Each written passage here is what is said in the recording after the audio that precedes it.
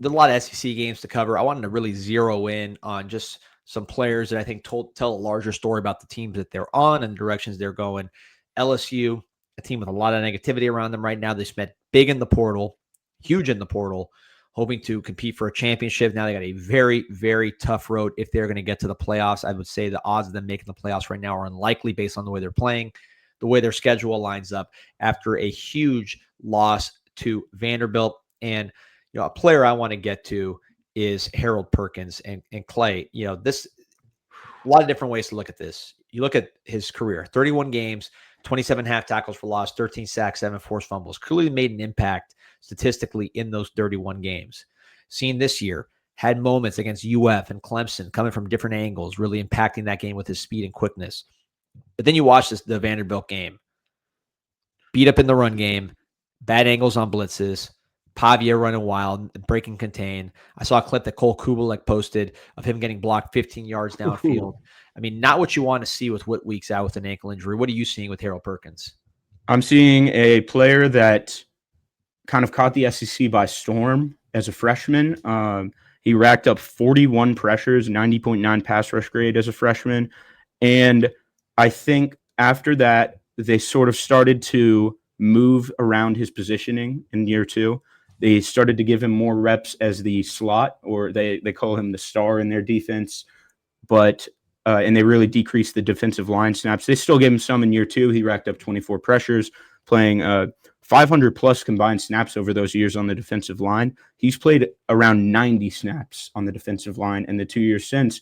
And I get that they're probably trying to prepare him for that move at the next level, but he can't play at linebacker right now because his instincts are terrible. Some of the worst I've seen. His feel in coverage, he has the tools in coverage. There are some moments, I remember last year when they really moved him, and he dealt with injuries last year, but they moved him to star, and I think it was the Missouri game. He had a couple of really impressive drops in coverage where he felt out space behind him. But, man, he is lost out there more often than not, and they haven't been putting him in the position to do the thing that he does best, which is pass rush, whether it's off the edge or, I mean, really, he's kind of struggled as a blitzer as well when he's off the ball at linebacker. So I think this team is just really struggling to figure out how do we use this guy who was supposed to be the star of our defense for the next few years. And now he didn't even declare after his first 3 years, which I don't think a lot of people would have expected after year 1. What do you do with a 6'1", 215, 220-pound linebacker whose best trait is rushing off the edge?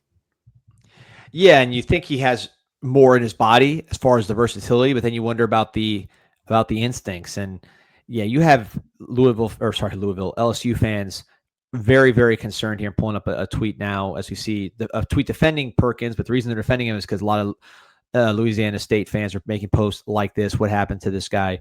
The play that really upset a lot of LSU fans was that 4th down TD run where Alexander just kind of pushed the pile in there, and Perkins was standing around watching it like the rest of us. I know that got a lot of people upset. Obviously, with Weeks out, you want that effort to be stronger and setting that kind of tone.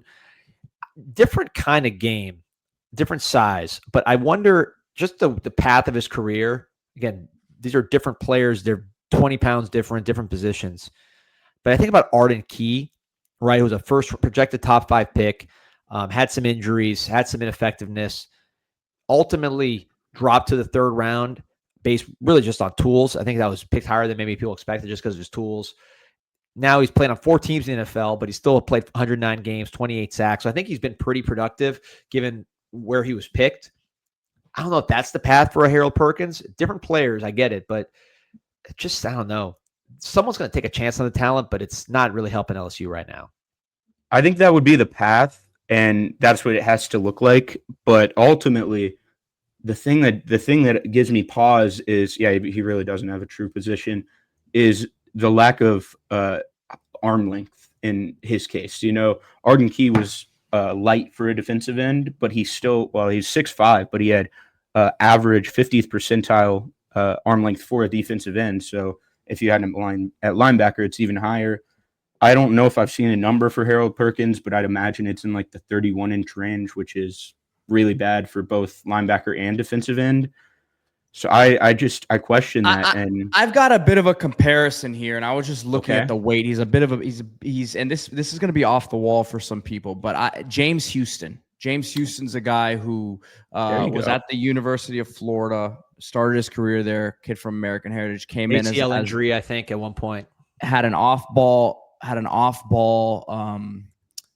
It was an off ball linebacker. It was really like an interior, inside linebacker, I should say, for Florida. Ends up going to Jackson State, and he's about 6'6'1". Not as explosive as Perkins, maybe a little bit heavier than Perkins. Yeah. But does not have the skill set really to be a guy in coverage. But man, let me tell you, you can get after the quarterback. Has had an interesting career here as a rookie with the Lions. Had like 8 sacks or something like that in like half the season as an undrafted free agent, and has now made a nice career himself with the Cowboys and playing a lot now with the Cowboys. And I think Perkins probably has more upside athletically than this player, but I think that, Arden Key probably a little bit taller than him. No, yeah, just to be clear, but I think your comparison is a great one, Pete. I'm not comparing the player as far as like, Arden Key's a real defensive end. Perkins is a linebacker. I just meant in terms of like, you see him at top 5 as a young player, like, hey, this guy's going to be the next guy. And then injuries, whatever, ineffectiveness, and he drops. But then just because of his pure tools, he's able to at least do something in the NFL. But comparison-wise, I'll kick it back to you. So I want to clarify that before people say, oh, Arden Key's 20 pounds bigger. He's a real defensive end. I was just comparing kind of the path. Your comp, James Houston, 3.5 sacks this year already. That to me makes a lot of sense. Yeah, no, and I think he's not going to be the biggest looking guy, but you can use him effectively as a pass rusher, and just know that's what he is. And yes, it's a gadget type of player, and that might just be what he is at the next level. But I think you're still going to have a ton of interest because of that skill set. This just came to mind. If you went like kind of the other direction and made him like a gadget linebacker, Ivan Pace, Yeah. He was more of a well-rounded guy at Cincinnati, but they really just use him as a design blitzer on the Vikings. For sure. And he's bigger than that too. He's bigger than Pace. Yeah, for sure.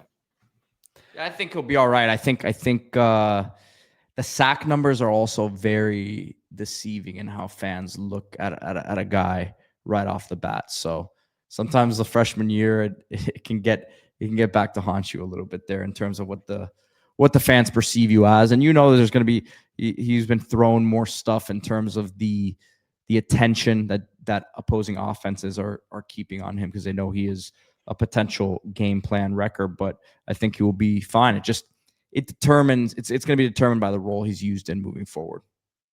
Yeah, and he's missed some sacks too. I mean, there's some sacks he should have had. They just didn't have the strength to finish or whatever it was. But yeah, those numbers could be higher, and that's on him. So really interesting player. And I think all the way through the draft, he's not going to be talked about like a top 15 pick like we thought coming out. But I think he's still going to be a player that teams talk a lot about, because at his best, he can impact the quarterback while also theoretically providing versatility and ability to be creative. So he's going to be talked about until he's picked and thereafter as one of those guys, even though he won't be that top 15, top 10 pick that maybe we thought when he was a freshman. By the way, over 1,500 on live. Remember to like and subscribe to Group Chat Sports as we get into recruiting, portal, current players, coaching changes, coordinator changes, anything under the sun. We're talking here on Group Chat Sports. Remember to like and subscribe. Over 1,500 on right now as we end it.